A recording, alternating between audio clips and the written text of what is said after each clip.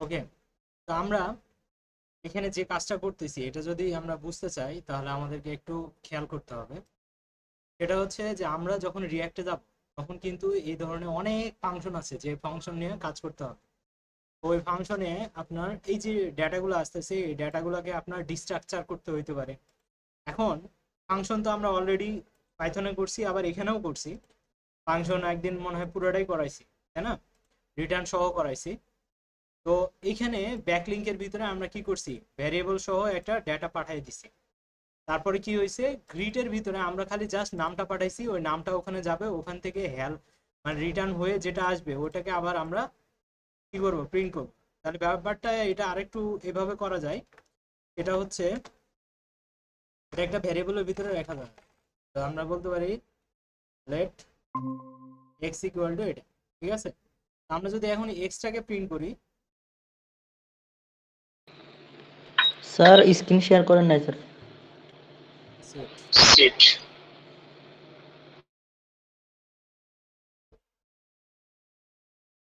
দেখা যায় আমরা জি স্যার। এই যে কার জানি ইয়া হচ্ছে।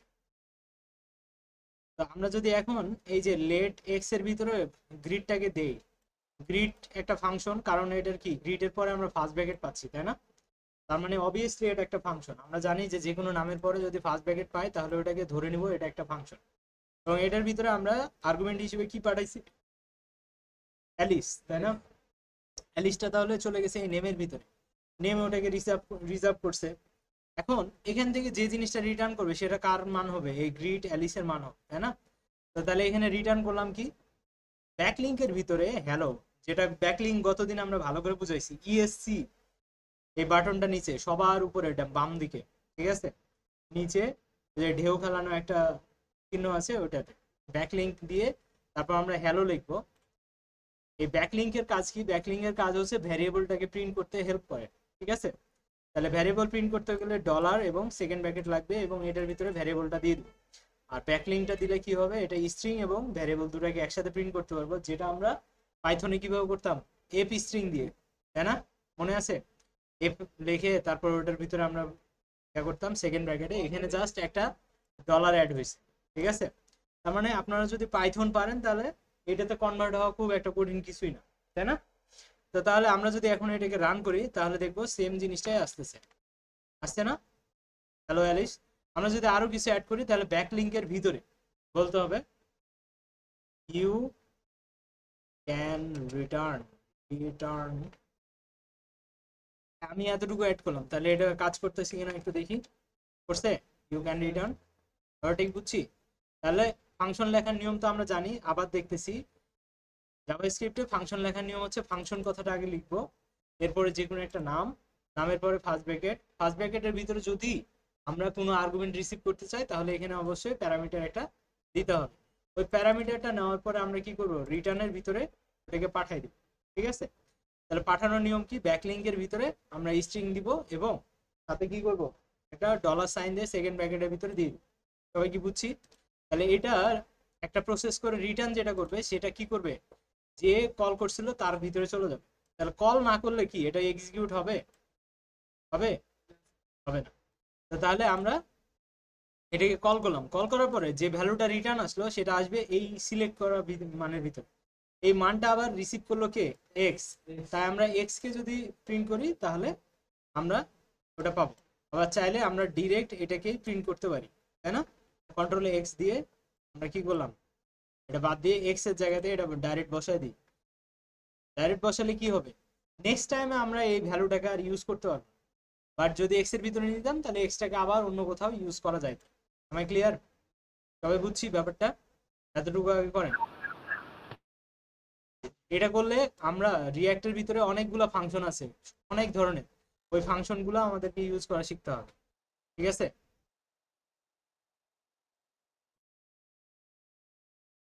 তাহলে আমরা যেটা শিখতেছি এটা কি, ইনভোক ফাংশন, ইনভোক ফাংশন, ঠিক আছে? ইনভোক, ইনভোক, ঠিক আছে? ইনভোক,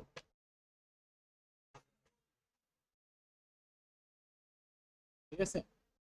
ইনভোক, সিকে দেওয়া যায়, বানানটা আমার মনে পড়তেছে। যাই হোক, এটাকে বলা হয় কি ইনভোক ফাংশন। ইনভোক মানে কল করা, সোজা কথা।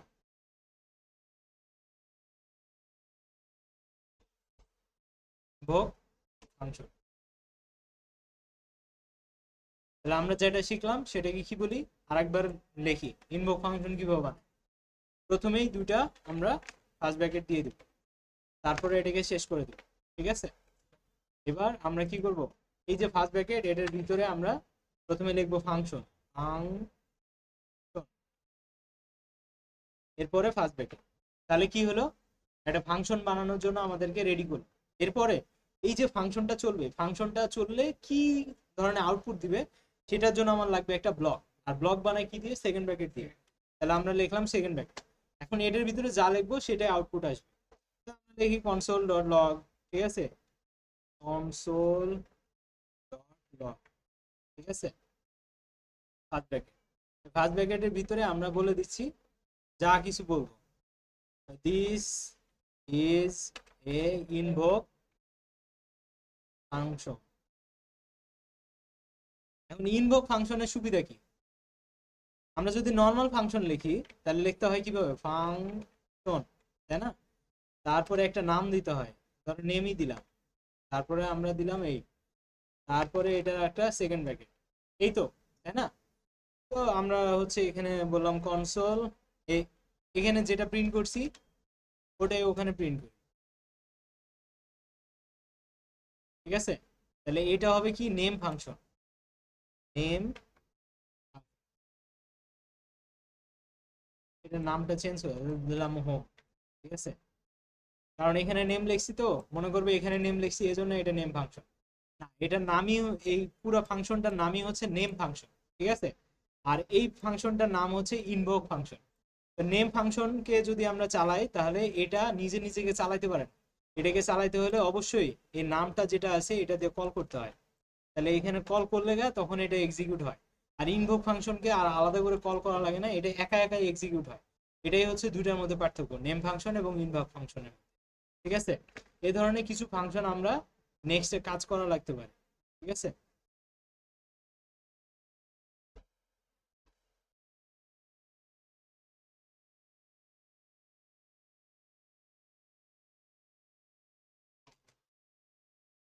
কি সমস্যা,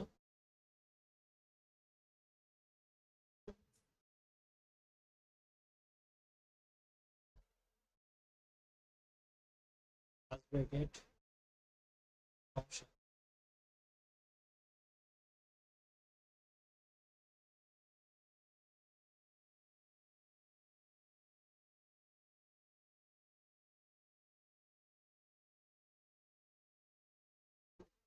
ও আমরা তো এখানে টার্মিনেটর সাইন দিই না, এই জন্য ও বুঝতেছে না, ঠিক আছে।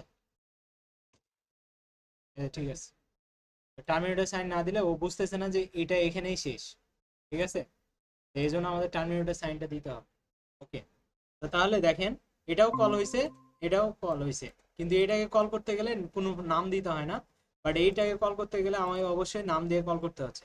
যদি এই লাইনটা না দেই, তাহলে এখন যদি আমরা কল করি, ঠিক আছে, তাহলে দেখবেন দিস ইজ ইনভোক ফাংশন একটাই কল করতেছে, কিন্তু এটা কাজ হচ্ছে না, কারণ কি, এটা নাম দিয়ে কল করা হয় না। এটাই পার্থক্য নেম ফাংশন আর ইনভোক ফাংশন, ওকে। এবার আমরা দেখবো কি অ্যানোনিমাস ফাংশন, অথবা কি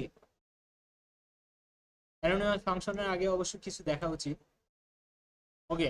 তো আমরা এখন কি করব, অ্যানোনিমাস ফাংশন, অ্যানোনিমাস মানে কি, ফাংশনে এটা যে কার ফাংশন এটা বুঝতে একটু কষ্ট হবে, ঠিক আছে।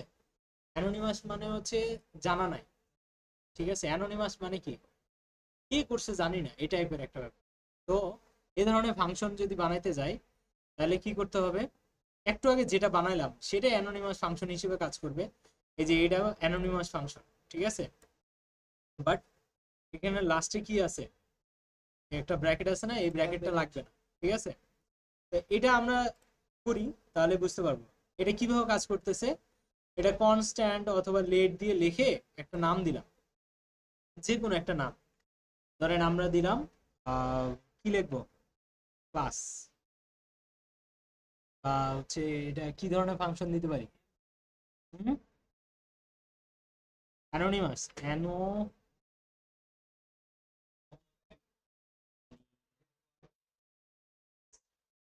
লিখলাম একটা, ঠিক আছে, এনে এনএমএস, ঠিক আছে, অ্যানোনিমাস, ঠিক আছে। তো এই এনএমএস লিখলাম, তাহলে এনএমএস লেখার পরে এটা একটা কি ভ্যারিয়েবলের মতো কাজ করতেছে না? এটার পরে আমরা ইকুয়াল দিলাম, মানে কি ডান দিকে যা আছে সব ভ্যালু। এখন আমরা কি ইয়াতে পাইথনে হচ্ছে একটা ফাংশন করছিলাম, মনে আছে?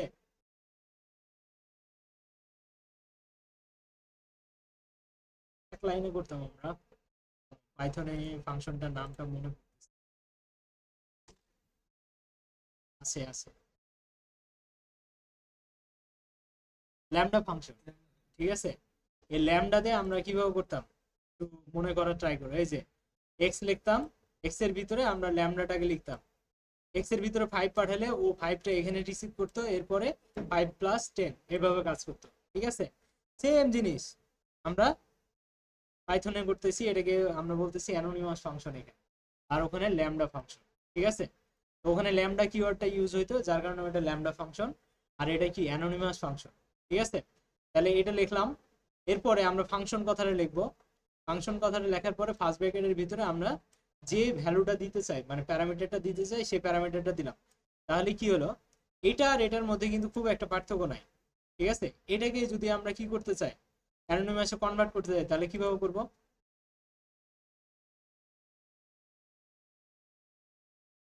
ভ্যারিয়েবল লাগবে না, আমি ভ্যারিয়েবল দিব না, ঠিক আছে। হ্যাঁ, তাহলে আমরা কি করব, জাস্ট হোমটাকে কন্ট্রোল X দিয়ে কেটে নিলাম, ঠিক আছে। এটাকে কি করব, লেট হোম ইকুয়াল, তাহলে কি হয়ে গেল, অ্যানোনিমাস ফাংশন হয়েছে। হ্যাঁ, জাস্ট খালি আমি কি লিখবো, হোম ফার্স্ট ব্র্যাকেট, ঠিক আছে। এখন দেখি তো this is a name function, এটা কল করে কিনা। করবে? শিওর তোমরা? করবে না কেন? আচ্ছা, আমরা তো আবার সেম ভুলটাই করছি, তাই না? আমরা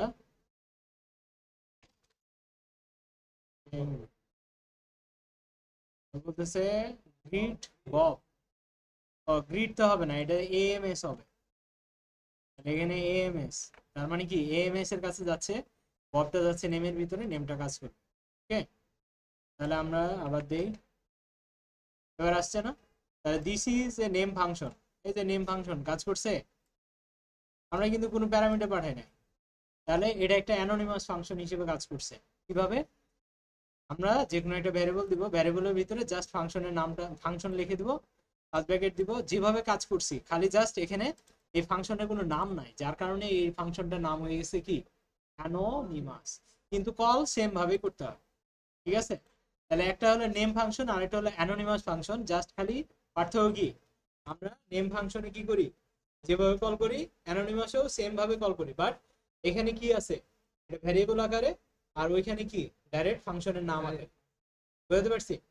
খুব একটা কঠিন কিছু করেন করেন। তাহলে অ্যানোনিমাস ফাংশন দুই ভাবেই করা যায়, ঠিক আছে। প্যারামিটার ছাড়াও করা যায়, প্যারামিটার দিয়েও করা যায়, ওকে। করেন, প্র্যাকটিস করেন। তাহলে আমরা এখানে দুইটা ওয়েতে করলাম, এই দুইটা, এটাও একটা অ্যানোনিমাস ফাংশন, এটাও একটা অ্যানোনিমাস ফাংশন, ঠিক আছে। এটাতে কি করছি, ববটাকে পাঠাইছি, আর এটাতে ববটাকে পাঠাই নাই, জাস্ট একটা ফাংশনের মতো কাজ করছি। এখানে রিটার্ন করছে না, সেম ভাবে আমরাও এখানে রিটার্ন করে দিই, কন্ট্রোল X, না কন্ট্রোল X বলতে, কন্ট্রোল C, কন্ট্রোল V দিলাম। এখন আমরা নেমটাকে এখানে যেহেতু পাঠাই নাই, নেমটা দিলাম না, আমার কথা বুঝছো, জাস্ট হ্যালো পাঠালাম। তাহলে হ্যালোটা আমার এখানে প্রিন্ট করতে হবে না? তাহলে হ্যালোটাকে আমরা কি ধরবো একটা কিছুর ভিতরে, let x equal to something, তাহলে এক্স এর ভিতরে হ্যালোটা চলে আসলো।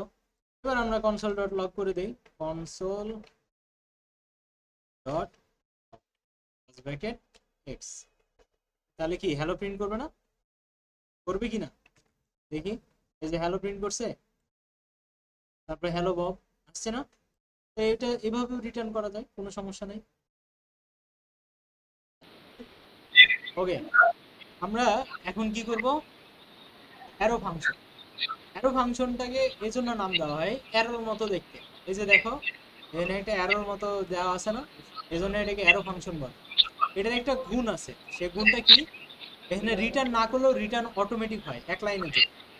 হ্যাঁ, যদি হচ্ছে বেশি, একের বেশি লাইন রিটার্ন করতে চাও, তখন আবার তোমাকে কি একটা ইয়া করতে হয়, সেকেন্ড ব্র্যাকেটে নিয়ে আসতে হবে। ঠিক আছে, ওটা আমরা পরে দেখবো, কিন্তু এক লাইনটা আগে বুঝতে হবে।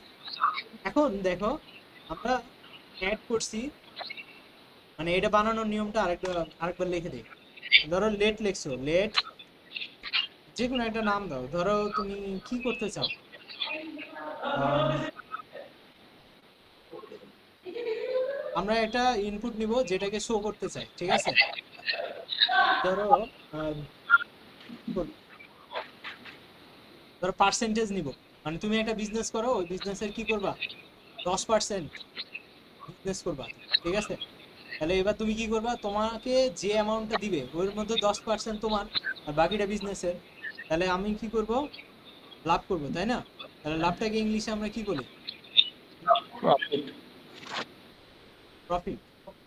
ঠিক আছে, তাহলে প্রফিট ইকুয়াল টু, তাহলে আমাকে যে অ্যামাউন্টটা দিবে তাহলে ওইটা লিখবো ফার্স্ট ব্র্যাকেট। ঠিক আছে, একটু আগে কি ছিল, শুধু এখানে ফাংশন কথাটা লিখতাম, তাই না?